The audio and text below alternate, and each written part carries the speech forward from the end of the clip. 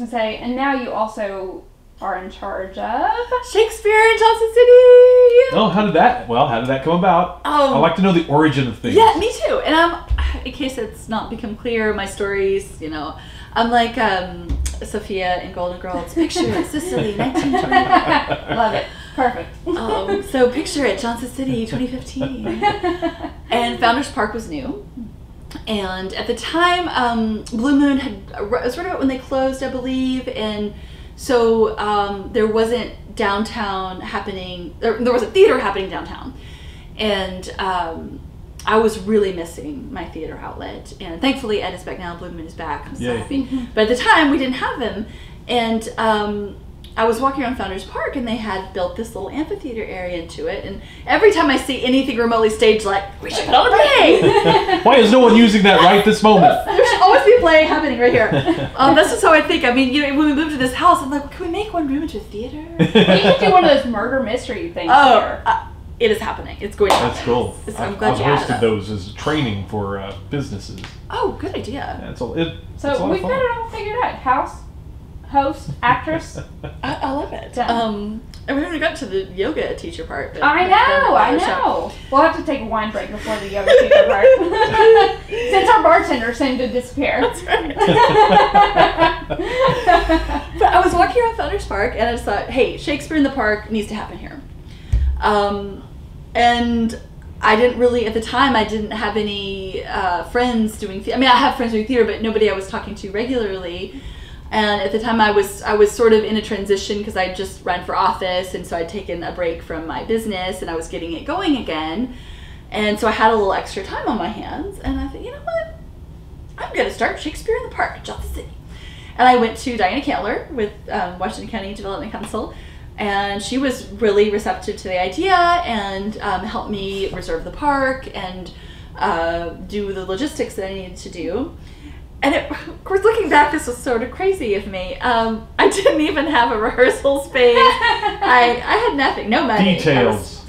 No budget for this. And we started this podcast. We didn't have cameras, so perfect. you just do your thing. You just do it, and it'll work or it won't. Well, there's some like expressions like you jump and build your parachute on the way down. Right. Yeah, exactly. Maybe misquoting, but and I don't remember how the conversation happened with Terry Dosher, who's wonderful, amazing person. Yes. We talked to her on the show. Yes, for a long time. Both parts of that show, I'm really proud of. I could tell you another 30-minute story about good things she's done for Steve and I, but that's another story. But for Shakespeare, she offered to let us use the Willow Tree for auditions for free, and so we held auditions there, and people came, and we had enough for a cast, and we had good people. Really, I mean, it was funny. We didn't have a huge turnout, but we had a quality turnout. So that's what matters, right? Exactly. Yeah. All you need is a dozen good people, and boom. And so we got it. And my now husband and boyfriend Steve Jenkins had an office space downtown that had some openness to it. So he very kindly let us use that. We squished things around and rehearsed there, and we performed a 12th night at the park in 2015. And to just a really wonderful reception, and it was a lot of fun, and everybody had a blast. I mean, we did it on a shoestring, and we passed a hat around. It was all free, and somehow we made just enough money to pay for it, and so that's awesome. Yeah, and that's all we needed. And the next year comes around, and so Linnea Hunter, who's fabulous, she was an actor in the first year and really just went above and beyond, helping us with publicity and website stuff. And so the next year she amped it up and got our website all nice, and she had become close to Kat and Eric Latham, and she said, well, they'd like to sponsor. Great. So they became a sponsor. And Jamie Dove and Elise Clare came forward and said they'd like to sponsor as well. So between the two of them, I mean, they really helped us make it, and their donations enabled us to become a 501c3 nonprofit. So we're legit. Wow. So we did Winter's Tale the summer of 2016, and it was a dream come true for me because that's my favorite Shakespeare play. That's a great play. It was so magical, wonderful cast, wonderful shows. And then in 2017, we took the year off. We just, lots of things happened. It just was not meant to be for us to have a show that year. Good things happened, bad things happened, but in all, we did not. We were taking that year off. I think that's wise. It was. Sometimes it's better to admit defeat than to try to. Yes. I'm in the third year of hiatus, and the live show that I was doing, it's still not time yet. I can't do it. It's just it's not time, and I don't feel bad about it anymore. No. At first I did, and it's the right thing to do when you know it's the right thing to do. Well, and when it comes down, we had to sit down and say we don't want to deliver anything less than the quality we did the first 2 years, and we were just at a point where we couldn't bring that, and so we just said we'd rather take it off than give half, ASS, so what we have a board, and we're all formal now, and so we met in January to sit down and say we're not gonna let this year get away from us. We're gonna go ahead, and so we sent out emails to all of our former cast and crew in January, February, saying mark your calendars because we're back with a bang. Awesome. That's great. Well, now it's a couple years later. Yeah, right? yeah. So it was 2018. So what's the play this year? Can you tell us what yes. the play is? Oh yeah. It's okay. You keep me in suspense. In fact, auditions are this Sunday, so definitely want to. Don't tell people. Oh.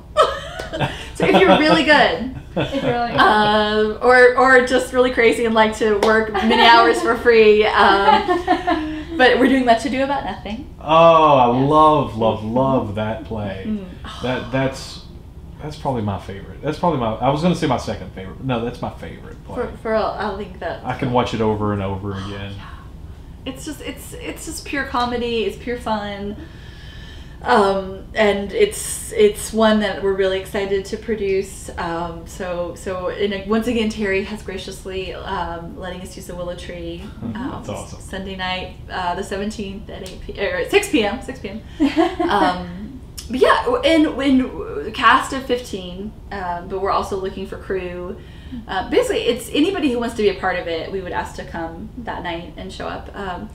And then the production dates are going to be September 1st and 2nd, 8th and 9th. So the first 2 weekends of September, Saturday, Sunday. Right on. Shows are at 5:30. They're outdoors. They're free. People bring picnics. We mic the shows. And they're just so kids come. Yeah, it's a good time. Yeah, I mean, Bailey was in Winter's Tale and did an amazing job. Oh, and hopefully you're coming Sunday night to audition. Of course I am. That's why I was telling you not to tell them. That's why she doesn't want this part to go out. That's right. She wants this part to come out in the editing. No other audition news, please. Everyone else is fine. No, but yeah, it's a great time. You're a great director. Thank you. I love it. You're the nice balance of you've got a vision, but you're also not you're not dictatorial. You're the nice balance, but it's a good time. But that's also not the only thing you're doing. Good grief. Yoga! How many things are you doing? I know. Yoga. I did yoga teacher training this past spring at Downtown Yoga with Kim Blame, and it was amazing. I still have a few more things to complete before I have my certificate, but the bulk of it is under my belt, and it was amazing. The time commitment was very difficult and put some stress on my life. But Kim has a wonderful studio and a wonderful curriculum. I'm very pleased with that. Really glad I did it. And my classmates were just very special women. They happen to all be women, but there are men that do it too. But it was just really great. So, and I already have a teaching gig, a regular gig. Wow. Yay! Waste no time there. I know. I was so excited. Every Friday, I'm teaching the teachers at Johnson City Ballroom. Oh, cool. So I'm teaching them, and hopefully eventually I'll teach their students. But right now, the teachers are having a little yoga morning every Friday with me, and they're wonderful students. It's been fun. You know, most of my life I'm not gonna do yoga. I'm not gonna do yoga. And then I hit 40. And then I went past 40. And I noticed I started tightening up in ways that I'd never had to worry about in my whole life. I finally got to a point where I'm like, I feel like I have no choice but to start yoga. Made the world of difference. I mean, I never thought I would be one of the testimonials, but by gosh, just doing some light, not even terribly strenuous, but regular stretching yoga has kept me loose and limber, and I feel better now than I did 3 years ago before I started. It's just, for sure. And I would all do the yoga, no doubt. Nothing else would allow me to move because physical job was really hurting me. Oh, definitely. And now it's great. Oh, I'm so glad to hear that. And Stephanie is a great teacher. Oh, I went to the one class, well, 2 classes technically, I guess, and it's been amazing. Thank you. It's really nice to hear that because this is a new. I've been practicing yoga for a long time, but I've never even tried to teach it to somebody, you know. And so to hear that is really gratifying. Okay. So do you have like a dozen other things that are just kind of scattered around here? I think that other than, let's see, of course, normal life responsibilities. You know, I moved into a new home 7 months ago and still sorting that. And got married being like a 9 months newlywed. ago. Yes, September 27th, so about 8 months ago. Yeah. Being a newlywed, so I'll still have to. You know, I have the most wonderful husband, so I have to give him attention. And but I'm definitely not, making home cooked meals or anything. Yeah, but I've had his Chinese food and let him cook. Oh, he is the best cook. Oh yeah. His Chinese food is just devastatingly delicious. It is. It's the real thing. Yeah. Well, that's what happens when you live in China for a while. It's true. It's true. Some of the most fun I've had is going to the Chinese restaurant with your husband who speaks Mandarin. And he's had a conversation with the cooks, and they love him. And they're like, "Oh, well, we'll make this for you. That's not even on the menu." I'm like, "What's going on? This is delicious." Oh, and I feel so cool. Yeah. I'm with him. He speaks Chinese. It's kind of a good one. I see Shira's. She's back. She's back. I wish she would tell us about her life as a diva. Does that sound normal? Oh yeah. Oh good. Okay. Yeah. Oh yeah. Okay. She's kind of a growler. She wants to be in charge of everything. So if you move her, and she doesn't want to be moved, I mean, she just. She's just a diva. Oh, but look at her. She's doing a little nudgy thing. Yeah, she's sweet. Yeah. She's precious. She is precious. She knows this is her spotlight moment. Oh yeah, make the most of it, Shira. That's right. Show all of it. You're happy. You're sad. You're angry. It's your 15 minutes. Get your tape in that you can show to people. I'm gonna get a close up of her after we're done with this, so I can cut it in there. Yeah, that's right. Well. Thanks for sharing all that with us, Stephanie. Oh. I mean, you've done so many interesting things, and that brings you back to Johnson City, and I just think that you're opening up some acting outlets that we don't have around here a lot because, and this is my own. Forgive me for my own jaded view, but around here a lot of times people don't care for the creative arts, for the performance arts. They know what to do with music. Right. They know what to do with a festival, but they don't know what to do when presented with a play that's in a park. Yeah. It's like, does this cost something? I can't look at this because they might try to send me back to school. Or right. Yeah. There's a terrible stigma about that kind of stuff, and I think a lot of it is when you see something like that. Most often, it's corporate sponsored, and there's always nickel and diming to people, but being able to put something on for the sheer love of doing it. I mean, you've got to make you all got to bring in money to keep going, but I just think that the grassroots effort of all these people coming together for it is to me more important than throwing a whole bunch of money at a big city project. Oh, for sure. You'll get a great product with amazing lighting, with a big high dollar fiscally city sponsored thing, but you're not going to get that kind of passion, and that's what it's about. I dig that kind of stuff personally. Thank you. And that's really what I'm most proud of, is that we don't have much of a budget. Yeah. And hey, we're welcoming donations to increase our budget. Give them money. Absolutely, but we can do a lot with a little. Yeah.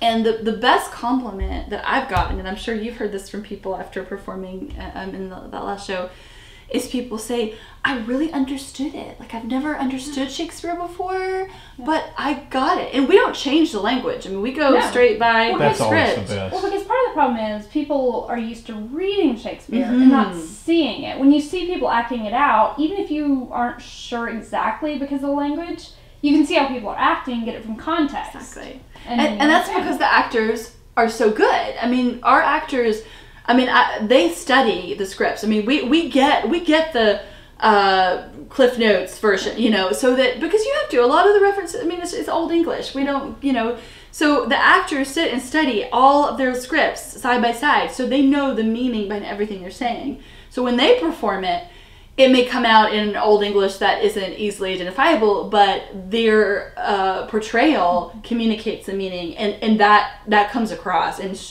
so many people have commented on that, and that's just like, oh yes, that means we've done our jobs. The best performances of Shakespearean language that I've ever seen always involve an actor that not just understands the word, they understand the context of the words. Exactly. Historical context, not just in the play, but where these ideas came from at the time period.